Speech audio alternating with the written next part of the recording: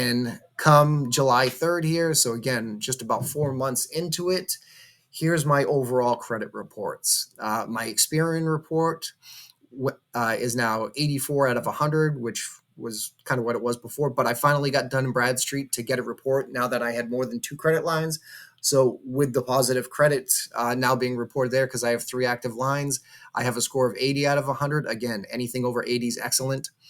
Equifax, again, it didn't change. I didn't do much with that yet. I'm going to work on still fixing that, but I'm not as concerned about the Equifax one.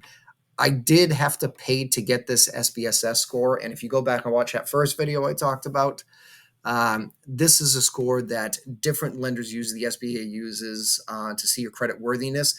The caveat to this, though, is this score doesn't, it gives you a general thing, but it won't tell you what your bank is going to evaluate it at, because with all the different credit reporting, like personal credit and business credit, all of that gets factored in, and banks are allowed to take all that credit reporting and they weigh each one differently. So some banks might weigh one higher than another one.